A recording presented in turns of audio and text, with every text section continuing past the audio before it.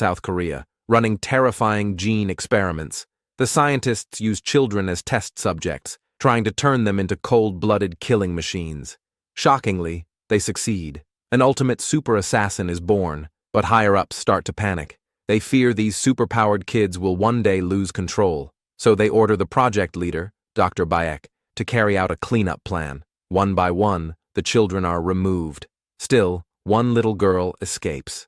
Security Captain, Mr. Choi, leads a team to hunt her down, but they only catch another test subject. Dr. Bayek simply scolds Mr. Choi and lets it go. In her eyes, the girl is only 8. Without the drugs that control her, she will die on the run. It's just a pity to lose such a perfect test result. Meanwhile, the girl runs all night. In the end, she collapses from exhaustion at a farm. A farmer finds a child covered in blood while feeding the cows. He panics, calls his wife, and carries the girl home. The doctor checks her over and confirms the trauma was serious, but her body is okay. Unfortunately, she has no memory of anything. The kind farm wife looks at the helpless girl and decides to adopt her. From that day on, the girl has a new name, Jaeyoon. 10 years pass in a blink. Jaeyoon grows into an outstanding teenage girl, polite, caring, and top of her class, but always weak and often sick. On her shoulder is a string of numbers, the ID she had as a test subject. Recently, her headaches become more and more frequent. The doctor tells her she has only 3 months left. The only hope is a bone marrow transplant from her real parents. But Jaeyoon has no idea who they are. Meanwhile, the family's life gets harder. The economy is bad, and beef prices crash. To save the farm, her father takes on huge debt and is forced to sell cows cheap. Worse still, her mother develops dementia, but they don't have money for treatment. Jaeyoon searches everywhere for brain experts, hoping to repay her adoptive parents before she dies. She has a best friend named Myung-hee, whose father is a police officer. One day on the way to school, Myung-hee talks about a super popular talent show. The prize is 500 million won. Jaeyoon never cared about that kind of thing before, but this time, to ease her family's burden, she signs up without hesitation. She's beautiful, her voice is amazing, and she can even do magic. With a stunning performance, she wins over the judges and blows up online fast. But when her adoptive parents hear the news, they don't feel happy, only worried. They fear people will envy her, and they fear she will leave them forever. And sure enough, Dr. Bayek soon notices this special girl. She's fully aware that it's not magic, it's a supernatural ability. This time, she decides she will do anything to bring Jaeyoon back. A few days later, the girls rush to catch a train to Seoul for a contest. On the way, Myung-hee excitedly plans Jaeyoon's future as a star. She says she's Jaeyoon's manager and demands a 50-50 split of the prize money. A handsome boy sits across from them and can't help but laugh. His name is Guigongja, a killer sent by Dr. Bayek. He warmly greets Jaeyoon and even calls out her code name, the Witch. But Jaeyoon looks completely confused. She doesn't know him, and she has no idea what he's talking about.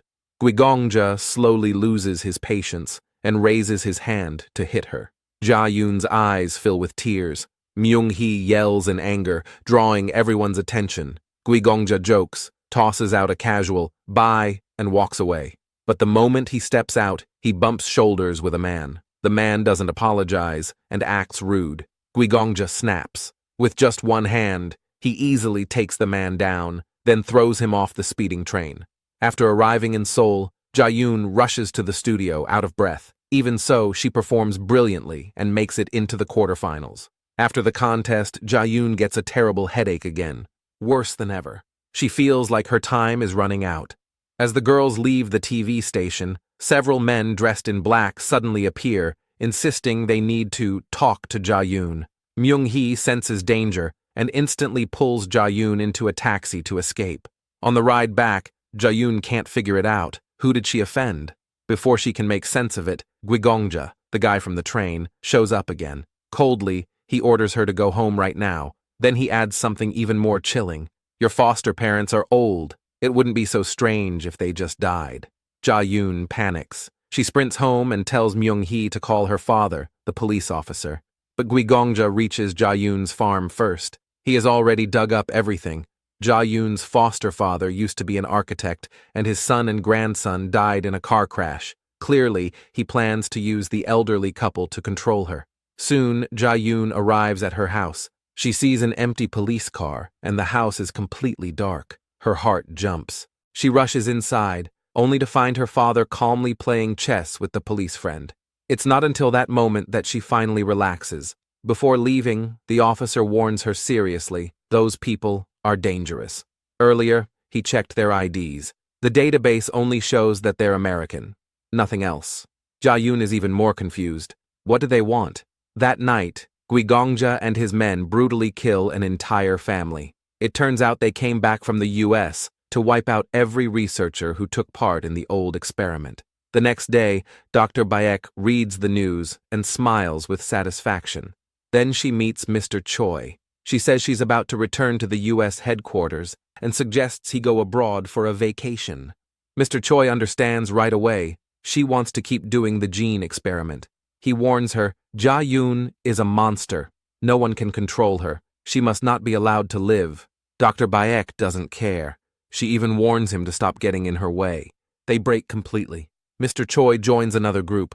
But of course that group wants Ja-yoon too. They want to cut her open and study her body and brain. After all, she is the perfect test subject, good enough to create the best assassins. And more than that, Mr. Choi needs her to cure his arm, which is slowly rotting.